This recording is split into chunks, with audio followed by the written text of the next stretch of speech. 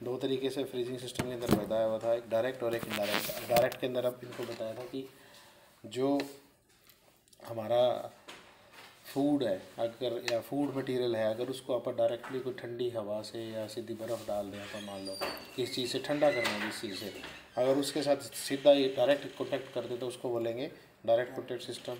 Indirect contact का system इनको बता था भी, मतलब कि आपने ठंडी तो करनी है कोई चीज़, लेकिन आपस में दोनों मिक्स नहीं होने चाहिए, ठीक है। तो इसको बोलते हैं इनडायरेक्ट। जैसे इसमें दे भी रखा है इन्होंने, फूड है, नीचे ठंडी हवा चल रही है, तो वो चीज़ इसके अंदर है। तो डायरेक्ट कॉन्टैक्ट सिस्टम के अंदर अपने फ्रीजर्स आ रहे थे, जिसमें था fluidised bed freezer. Fluidised bed freezer के अंदर क्या होता है, फूड यहाँ से एंटर करेगा और एंटर करने के बाद मटेरियल है जो अपना वो फ्लूइडिक मोशन के अंदर, इस तरह जिसको आप बोल देते हैं, उस मोशन के अंदर ये चलेगा और उसके बाद दूसरे एंड से ही बाहर निकल जाएगा, ठीक है। और उसके अंदर जैसे इस तरह मूवमेंट होती रहेगी और ये फिर बाहर निकल जाएगा। तो इसके अंदर कुछ एक ये देर की थी, टेम्परेचर रेंज की थी 21 पीस है वो 3 से 4 मिनट लेता है। अगर 21 -18 डिग्री की अगर अपन ये अगर हम लोग 21 डिग्री से -18 तक लेके आते हैं तो जो मटर है उसको कितना टाइम लगता है।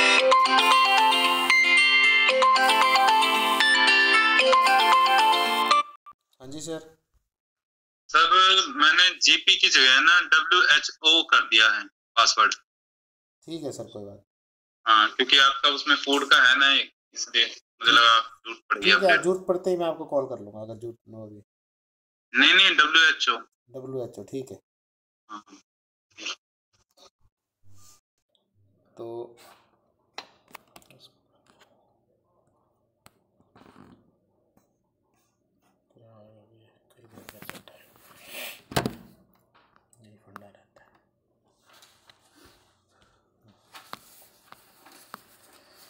तो फ्रीजिंग के अंदर अभी अगर आप 21 डिग्री से -18 डिग्री लेके आते हैं तो इतना टाइम लग जाता है इनमें, ठीक है। उसके अलावा दूसरा था इमर्शन फ्रीजिंग, ये ऑलरेडी वैसे करवाया हुआ है पहले। इमर्शन फ्रीजिंग के अंदर हम लोग सिंपली कह सकते हैं कि आपा ने जैसे पानी के अंदर बर्फ़ डाल दी, तो एक वो भी टाइप ऑफ इमर्शन फ्रीजिंग है, ठीक है। तो इसके अंदर भी कुछ ऐसे ही है कि आपका फूड मटेरियल है, लिक्विड रेफ्रिजरेंट जो भी आपके हैं, उसके अंदर हम फूड को एंटर कर देते हैं और कन्वेयर सिस्टम होती है, एक एंड से एंटर कर रहा है और दूसरे एंड से वो बाहर निकल जाता है। कितनी देर तक वो फ्रीज कर होएगा, कितना टाइम उसको फ्रीजिंग में लगेगा, उसके हिसाब से जो कन्वेयर की स्पीड होती है, जो उस बेल्ट को, ये स्पीड है, इस स्पीड को, ये बेल्ट को, इसका कितना टाइम है, 3 मिनट, 4 मिनट, 5 मिनट, उसके हिसाब से इसको एडजस्ट कर दिया जाता है। अगर जल्दी निकालना है तो थोड़ी स्पीड है वो आगे चली जाएगी, ठीक है। और अगर हम मान लीजिए स्पीड अगर अपने को टाइम ज़्यादा चाहिए तो थोड़ा सा स्लो चल जाएगा, तो वो सिस्टम इसके अंदर किया जाता है।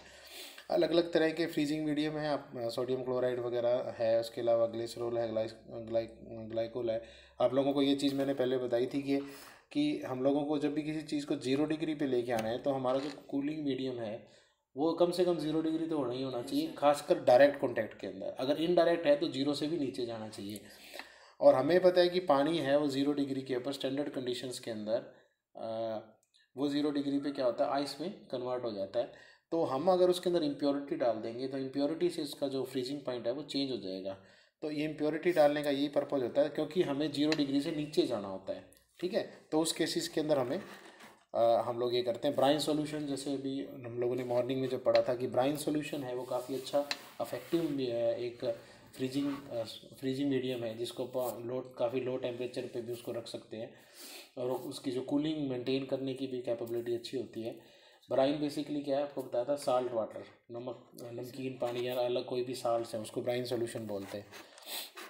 तो यही इसके अंदर था। इन्होंने एक चीज़ जो इम्पोर्टेंट चीज़ इसके अंदर पता करने वाली है वो है कि डायरेक्ट इमर्शन सिस्टम के अंदर अपने तीन जो इन्होंने इम्पोर्टेंट जो दे रखी हैं कि it should not B toxic. जो हम लोग रेफ्रिजरेंट यूज़ कर रहे हैं वो टॉक्सिक नहीं होना चाहिए, फर्स्ट तो जहरीला जिसको आप बोलते हैं। It should be clean, obvious है कि वो साफ़ सुथरा भी होना चाहिए। और तीसरी जो एक इम्पॉर्टेंट चीज़ है वो है कि वो उसका खुद का कोई भी टेस्ट या कलर या फ्लेवर नहीं होना चाहिए। अगर उसका टेस्ट, कलर या फ्लेवर होगा तो वो इफेक्ट डाल देगा। जैसे कि आपने देखा होगा कई बार अमरूद आप जो फ्रिज में रख देते हैं खुला और दूध भी खुला रख दें तो अमरूद की जो स्मेल है वो कई बार क्या होता है फ्रूट्स सॉरी दूध वगैरह में एब्जॉर्व कर लेता है, जिसके कारण क्या होता है कि हमारा जो फ्लेवर है, नेचुरल फ्लेवर है, वो नहीं आता। ठीक है, और ये एक जब हम लोग कोल्ड स्टोरेज की बात करेंगे तो भी इम्पोर्टेंट होता है कि कुछ ऐसी चीज़ें होती हैं, कुछ ऐसे फूड होते हैं जो इस तरह इनकी जिनकी अब्जॉर्प्शन की जो क्वालिटी होती है, मतलब वो जो बाहर का जो फ्लेवर है या फ्रेगनेंस है उसको अब्जॉर्व कर लेते हैं। तो अगर हमारे पास कोई ऐसा मटेरियल है जो फ्लेवर दे रहा है और एक ऐसा है जो उसको आसानी से एब्जॉर्व कर ले, तो दोनों को कभी भी इकट्ठे स्टोर नहीं करना चाहिए। अगर इकट्ठे स्टोर करेंगे उससे ऐसा कुछ नहीं है कि उसकी कोई न्यूट्रिशनल क्वालिटी पे इफेक्ट पड़ेगा, इसमें ऐसा कुछ नहीं है विटामिन खत्म हो गया, न्यूट्रिशन खत्म हो गए, लेकिन जो फाइनल प्रोडक्ट है उसका जो टेस्ट है वो चेंज हो जाता है। ठीक है, अब अपने को घर में तो पता है कि फ्रिज में भाई अमरूद होगा या कोई चीज़ होगी, लेकिन अपने बाजार में बेचने लगाया तो आप थोड़ा ना हर किसी को कहेंगे भी ये दूध में अमरूद था तो इसलिए इसका टेस्ट चेंज हो सकता है। ठीक है, तो ये चीज़ इंपॉर्टेंट होती है। और हमारा हम फूड टेक्नोलॉजिस्ट हैं तो हमारे लिए आप जैसे शायद हो सकता है शुरू में 1-2 लेक्चर लिए हो तो बताया भी हो कि फूड टेक्नोलॉजी के अंदर हमारा एम यही नहीं होता कि केवल फूड को प्रिजर्व करना है, उसके अंदर वो प्रिजर्वेशन हो, प्रिजर्वेशन के साथ उसकी शेल्फ लाइफ का तो एम है ही, लेकिन वो टॉक्स उसके अंदर ऐसा ना हो कि वो कंजप्शन के लायक हो और खाने में भी अच्छा हो, तभी हम लोग कह सकते हैं कि हम लोगों ने प्रॉपर किसी चीज़ को प्रिजर्व कर दिया। अब मान लो मैं दबा के केमिकल डाल दूँ किसी के अंदर तो उसका कोई फ़ायदा नहीं है, या कई देर तक उबालता रहूँ तो फ़ायदा उसका फ़ायदा हो सकता है उसकी शेल्फ लाइफ बढ़ा दी हमने, लेकिन उसके अंदर न्यूट्रिशनल क्वालिटी अपने लॉस कर दी। तो हमारा टारगेट क्या होता है कि हम लोग उसकी शेल्फ लाइफ के साथ साथ उसकी जो न्यूट्रिशनल क्वालिटी है और उसका जो फ्लेवर है उसको भी हम लोग क्या करें, कम से कम अफेक्ट होने दें, तभी हम लोग ये कह सकते हैं कि हमारा जो ये मेथड है वो बेस्ट मेथड है। ठीक है ना, प्रिजर्वेशन तो कई भी तरीक़ों से हो सकती है। तो उसके अलावा जैसे क्रायोजेनिक फ्रीजिंग है, इसको freezing is a type of freezing which requires extremely low temperature -50°C through direct contact with liquefied gases such as nitrogen and carbon dioxide. Nitrogen and carbon dioxide जो लिक्विड फाइव गैस है उसको use किया जाता है, और बहुत ही ज़्यादा low temperature के ऊपर अगर हम लोगों को कुछ करना है तो उसके लिए इसको यूज़ किया जाता है। This type of system differ from other freezing system since it is not connected to a refrigeration plant. Refrigeration use for liquid, इसके अंदर क्या है कि बेसिकली प्रेशर वेसल्स का यूज़ करना पड़ता है। आपने देखा भी होगा लिक्विड नाइट्रोजन वगैरह के लिए स्पेशल टाइप के वेसल्स मिलते हैं, मतलब ऐसा नहीं है कि आप किसी भी बर्तन के अंदर उसको ले आए, प्रेशर के अंदर इसको मेंटेन करके रखना पड़ता है। दूसरा क्या है कि अगर हम लोग इससे करते हैं तो क्रायोजेनिक फ्रीजिंग के अंदर हमारे को एक चीज़ इंपॉर्टेंट और हो जाती है कि यहाँ पर अगर प्रॉपर तरीके से हम सही तरीके से इसके अंदर नहीं करेंगे तो इसके अंदर फ्रीज क्रैक्स, जिसके अंदर क्या है जो तरेड़ जिसको आप बोल देते हैं, इस तरह के आने के चांसेस भी रहते हैं। तो प्रॉपर तरीके से ब्लांच वगैरह करके हम अगर इसको करेंगे तभी हमारा जो फाइनल प्रोडक्ट है उसकी जो क्वालिटी है वो अच्छी मेंटेन रह पाती है। इसके अंदर भी सिंपली जैसे ऊपर था उसके अंदर वही होता है कि आपने लिक्विड जो है उसको लिक्विड के अंदर अपना फूड है उसको इनकॉर्पोरेट कर दिया, कन्वेयर से बेल्ट से मटेरियल है वो पहले आगे आ रहा है और फिर बाहर निकल रहा है, वो सिस्टम इसके अंदर होता है। लेकिन यहाँ पर जो टेम्परेचर है सडन टेम्परेचर बहुत ही लो टेम्परेचर के ऊपर रखा जाता है, मजे अप टू -150°C तक अराउंड अप पहुँच जाते हैं। लिक्विड नाइट्रोजन के अंदर एक ये इन्होंने दिया हुआ है, जिससे उसके अलावा liquid nitrogen freezer which is with A boiling point of, इनका जो बॉइलिंग टेम्परेचर होता है माइनस इतने 190 तक लगभग पहुंच जाता है। ठीक है, और इसके अंदर हम लोग क्या करते हैं, जो फूड है प्रोडक्ट टिन होता है और यहाँ से जो सर्कुलेशन फ़ैन है ये बेसिकली क्या करते हैं, नाइट्रोजन गैस को इनकॉर्पोरेट करते हैं, और ये गैस है ऊपर एक हम ये कह सकते हैं कि जैसे भाप की तरह फ्लो करती है ऊपर, और फूड है जो उसके नीचे पड़ा है वो क्या हो जाता है, ठंडा हो जाता है। सर्कुलेशन के लिए भी हवा प्रॉपर तरीके से या गैस की फॉर्म है वो प्रॉपर तरीके से सर्कुलेट होती रहे, उसके लिए सर्कुलेटिंग फैंस लगाए जाते हैं ताकि प्रॉपर, जैसे आपने देखा होगा ना कि अगर हम लोगों के कमरे में अगर मान लीजिए धुआं है और अपन एकदम से फ़ैन चला दिए तो वो सारे फैल जाता है। ठीक है, तो ये सर्कुलेटिंग फैंस हैं, इनका बेसिकली पर्पज़ यही होता है ताकि गैस को बराबर तरीके से फैलाते रहें। और आगे फिर इसमें क्या दूसरा क्या होता है, जैसे लिक्विड नाइट्रोजन यहाँ पे अपन लोगों ने स्प्रे करी है, स्प्रे से क्या होगा ये गैस की फॉर्म में यहाँ आएगा। ठीक है, तो कुछ यहाँ पर हो जाएगी कूलिंग, कुछ यहाँ पर आ जाएगा। इंडिविजुअल क्विक फ्यूजन इसको बोलते हैं, बहुत ही जल्दी बहुत ही जल्दी इसमें क्या होती है, जो फ्रीजिंग है वो हो जाती है। और यहाँ पर जो हम लोग आइस क्रिस्टल्स की बात करें तो बहुत ही ना के बराबर, जिसको हम कह सकते हैं साइज, इसके अंदर आइस क्रिस्टल्स का बनता है। और यहाँ से जो प्रोडक्ट मिलता है उसके अंदर उसकी जो क्या कहते हैं, जो फ्लेवर है या टेस्ट है या कलर है वो बिल्कुल नेचुरल जैसा ही रहता है। ठीक है।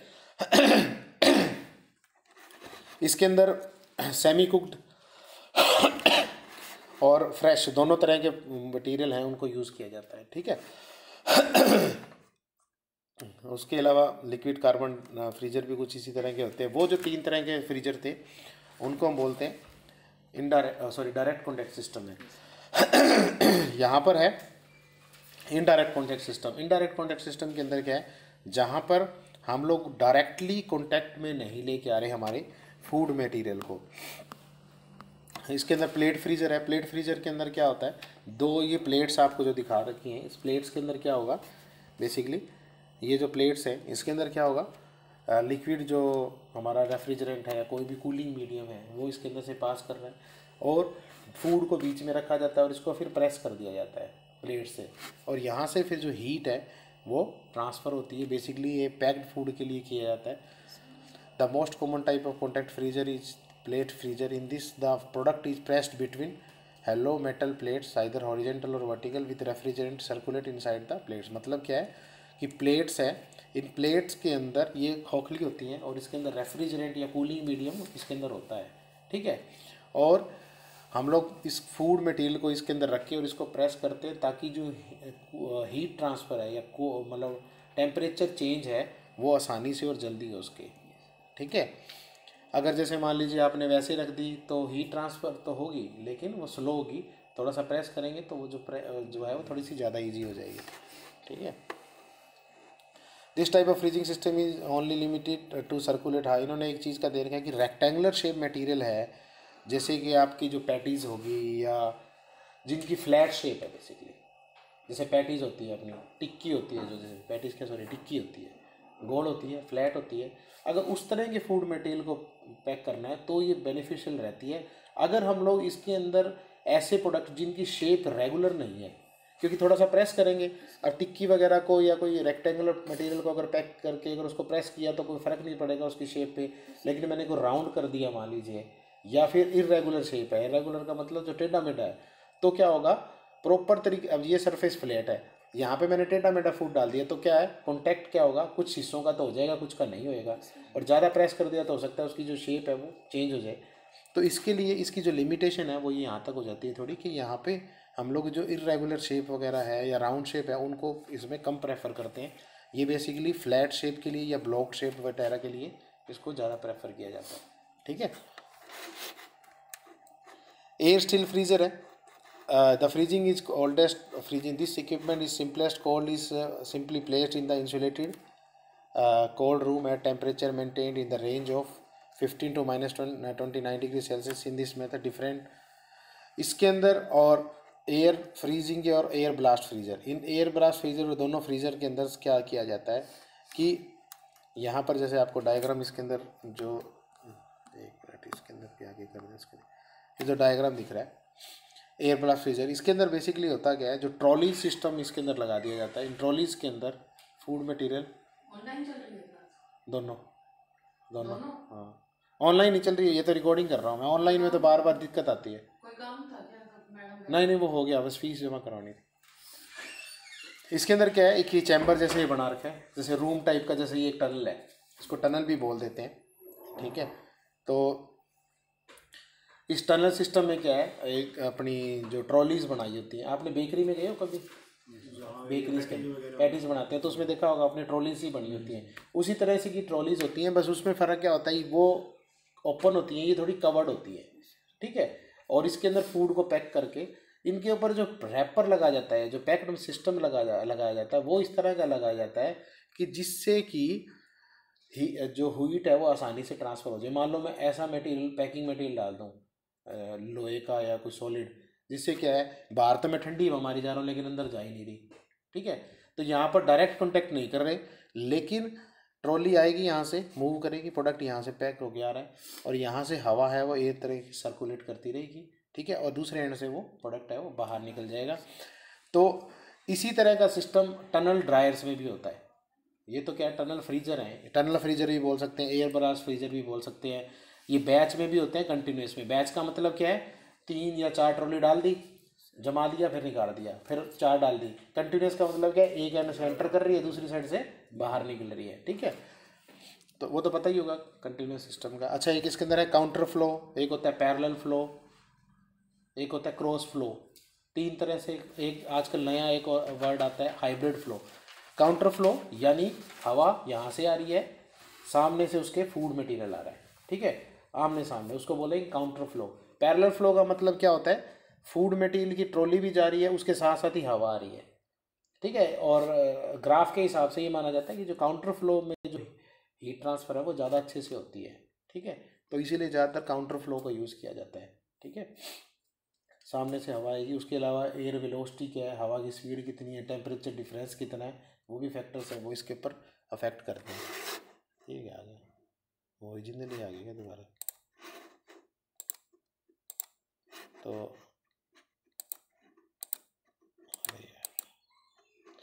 तो एयर, ये जो दोनों फ्रीजर्स हैं, दोनों फ्रीजर्स में बेसिकली फ़र्क यही होता है कि यहाँ पर जैसे एयर फ्रीजर है और एयर स्टील फ्रीजर है, इसके अंदर जो टेम्परेचर है उसके उसके कंपैरिजन में यहाँ पर टेम्परेचर है वो ज़्यादा जल्दी रिड्यूस किया जाता है। और जैसे इसमें ये लिखा भी हुआ है, देखो, an improved version of steel freezer is the forced air freezer which consist of air circulation by convection inside the freezing room. Air blast freezing is the process of taking a product at temperature and freezing is rapidly between 12 से 48 घंटे। आप लोगों को जैसे अपन ने उस time ऊपर भी पढ़ा था कि जब हम स्लो फास्ट फ्रीजिंग करते हैं तो ज़्यादातर वहाँ पर डायरेक्ट कॉन्टैक्ट सिस्टम को प्रेफर किया जाता है एज कम्पेयर टू इनडायरेक्ट के अंदर। इनडायरेक्ट के अंदर जो टेम्परेचर डाउन करने का जो टाइम है थोड़ा सा क्या हो जाता है, ज़्यादा हो जाता है। और यहाँ पर भी टेम्परेचर तो हम लोग ले लेते हैं, लेकिन यहाँ पे एयर स्टील फ्रीजिंग का मतलब है जो हवा की स्पीड है और टेम्परेचर है वो थोड़ा सा कम होता है as compare to air blast freezer के। यहाँ पर हवा स्पीड भी ज़्यादा होती है, एयर वेलोसिटी जिसको आप बोलते हैं, और साथ के साथ जैसे इसमें देखा है फोर्स्ड एयर वेलोसिटी ऑफ, इसके अंदर भी है क्या, इसके अंदर चेंज है क्या, नहीं,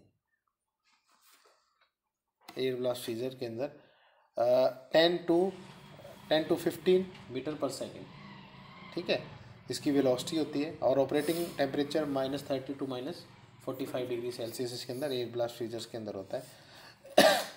तो ये 2 तरह के फ्रीजर्स इसके अंदर दे रखे हैं। उसके अलावा हम लोग बात करें, जैसे there are 4 important points of considering efficient operation of air blast freezer. इसमें कुछ एक टाइम जैसे air temperature of the freezer should be -23 degree Celsius और preferably low. Typically the temperature is -30 to 34 to -40 degree Celsius. मतलब इन्होंने क्या कहा है, अगर हम लोगों को एयर ब्लास्ट फ्रीजर से प्रॉपर तरीके से अगर टेम्परेचर चाहिए, मतलब रिजल्ट चाहिए, तो अपने को -23 से नीचे ही टेम्परेचर उसका रखना चाहिए, तभी वो हमारे लिए अच्छा और बेनिफिशियल रहता है। क्योंकि यहाँ पर कुछ ना कुछ पैकिंग मटेरियल भी लॉस करेगा, कुछ ना कुछ वो पैक सिस्टम है वो भी लॉस करेगा। तो प्रेफर किया जाता है -34 से -40 डिग्री सेल्सियस। जितना ज़्यादा टेम्परेचर हम हाई रखेंगे, जो फ्रीजिंग टाइम क्या हो जाएगा उतना ही ज़्यादा बढ़ जाएगा, और जितना ही फ्रीजिंग टाइम बढ़ेगा उतना ही आइस क्रिस्टल हैं वो बड़े हो जाएंगे। तो एक तो आइस क्रिस्टल बड़े हो गए, जिससे क्या होगा, क्वालिटी पे फ़र्क पड़ गया ना। आइस क्रिस्टल से बड़े, जितने ज़्यादा बड़े होंगे, हम लोगों ने सुबह पे बात की थी कि आइस क्रिस्टल बड़े होंगे तो उसकी जो क्वालिटी पे, कलर पे और उसकी जो फिजिकल टेक्सचर पे फ़र्क पड़ेगा, और क्वांटिटी पे भी फ़र्क पड़ेगा। क्वांटिटी का मतलब क्या है, आपने कोई प्रोसेस को अगर कंप्लीट करने में 5 मिनट लगा दिए, उसी प्रोसेस को कंप्लीट करने में अगर 10 मिनट लगा दिए तो डबल टाइम हो गया। तो और हमारा मेन मुद्दा क्या होता है, क्वालिटी और क्वांटिटी। अगर फूड के अंदर या किसी भी इंडस्ट्री के अंदर आप क्वालिटी और क्वांटिटी को मेंटेन करके रख लेते हो, होता क्या इंडस्ट्री के अंदर, आपने देखा भी होगा कई बार, अपने कहते हैं जो सामान कम बनाते हैं ना तो उसकी क्वालिटी बड़ी अच्छी है, और जैसे जैसे सामान बढ़ गया ना बोले क्वालिटी गिर गई, होता है ना, ये नॉर्मली वर्ड भी आता है। तो जो कंपनी क्वालिटी के साथ साथ क्वांटिटी को मेंटेन कर लेती है वो कंपनी कामयाब हो जाती है, ठीक है। तो सेम यही है, हमारा भी ये मुद्दा रहना चाहिए कि क्वालिटी भी रहे और क्वांटिटी भी रहे। तो एयर वेलोसिटी इन्होंने बोला कि एयर वेलोसिटी भी इन्होंने बताया कि इतनी रहनी चाहिए। उसके बाद प्रोडक्ट है should not be transfer to steel a storage room until the temperature. हाँ, इन्होंने एक चीज़ और जो बताया है, इन्होंने एक चीज़ और बोली है कि आपको जब भी हेलो